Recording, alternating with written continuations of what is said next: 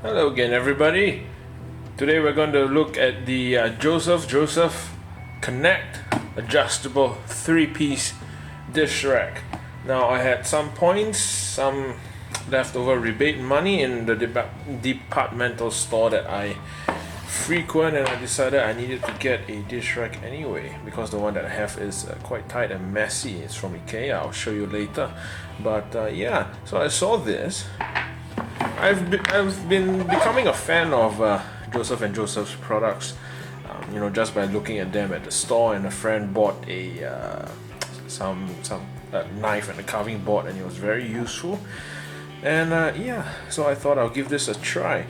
Price is quite reasonable where I'm from. This is 58 Singapore dollars, and yeah. So why don't we open up and have a look?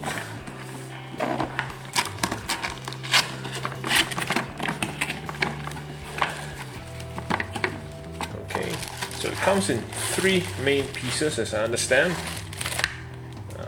That's it. The box is just a box. Let's take everything out.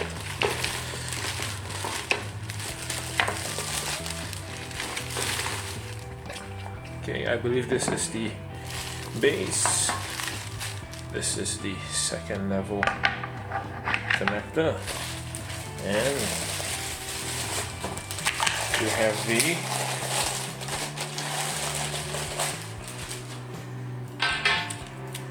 user manual and the utensil box, or whatever you call it, right? So there were 2 rubber stands. This is for the second level piece. Actually, I believe you'll fit in. This is, yeah, just push it in. Rubber side sticking out, of course. And because of these holes here, you can adjust. Let me move the tea aside. This is quite a big product, so you don't need the cup actually to take up space. Yep, so with the holes you can actually easily adjust the configuration of your dish rack. Yeah. Well, but one thing to notice, because this is 2 levels, the black one is the first level. This is where it allows the water to flow out. Yes. Okay. And I believe it is, I'm not sure if you can tell. I was wondering about this myself, because if it's just 100% flat, this will be pointless because the water will just stay here, right? So this should be elevated, tilted, so that the water flows towards the exit point. Now that we can see it, I'm not sure if you can see, but you can see there is a tilt. So this will be the high point, and this will be the low point. It tilts this way, and even tilts towards the center as well. If you can tell, yeah, it's going this way.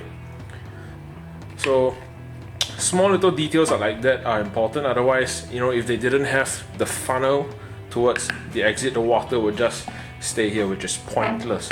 And let me check the second level rack as well, because you can see there is a hole here. So when you configure your dish rack, you have to make sure that this allows the water to flow this way towards the spout here. And just to make sure that they, sometimes in Chinese we say 有头没尾呀. There's a head but there's no tail. Sometimes people do things on one end and they forget to apply it on the other half.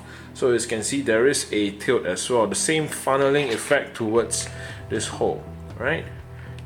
This tilt going up towards this direction, and from here you can see that it's from the left and right, it is going this way. Yeah, you can see there's a little bit of a funnel here. So this is good. I didn't check this while I was buying, but I assume, Joseph, their stuff, their attention to detail has been fantastic. So yeah, I kind of had confidence in it. Thank God it's not unfounded. And with this, it has these spokes. You can put your fork and knife and all that here, and you know, this you can put it anywhere. Obviously you want all four of it to be inside the racks wherever you place them, because again the holes will allow the water to go through, and hopefully all the wastewater will flow this way towards your sink. Okay, so let's proceed to the kitchen to have a look at my old setup, and after that I'll replace everything that's on that rack into this, and we will see how it works. Yeah. Okay, and welcome to my humble kitchen. This is my existing dish rack. As you can see, it's a little bit of a mess, partly because it's quite small. This is a simple metal dish rack from IKEA. I think it costs, it's not that cheap either, it's about $30 over, and it doesn't come with a utensil rack, so a cup had to be used as a makeshift utensil area for them to dry, and this is actually a cup.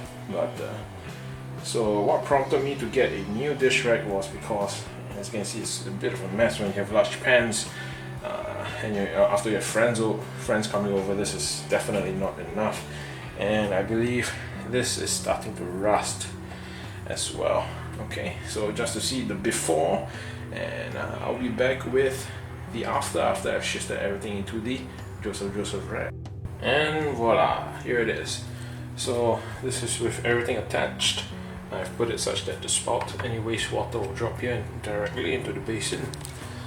And now there's one small problem that I noticed. As you can see here, it looks quite perilous, this chopping board, but because the spokes honestly is not high enough, should be ideally at least 1 inch taller, so that it's much easier to grab onto things like the frying pans and chopping board. But it's fine here so far.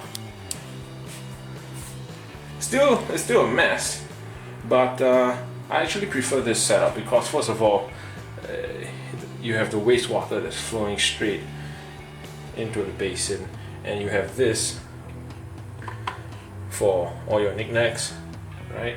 And it's much easier when you have individual bowls. You know, with this spoke, it's much easier for individual cups and bowls to be placed, right? So it's not a perfect product, but for its price, it's quite reasonable. Good if you're, you know, a single person or a couple without any children yet, living in a small apartment with a small kitchen and a small counter for you to dry the stuff, right? Okay, so just to have a look at the side profile. Now this is good, of course, makes it easier to clean, and if any water goes underneath, you know, it's not trapped there, and you won't have like festering powders of water underneath. Alright, so this is the Joseph's 3-piece rack. Remember to like and subscribe, and I hope you found this useful. And if you want to support the channel, again, remember to like and subscribe and use the links provided in the about section below. Okay, thank you very much. Bye bye.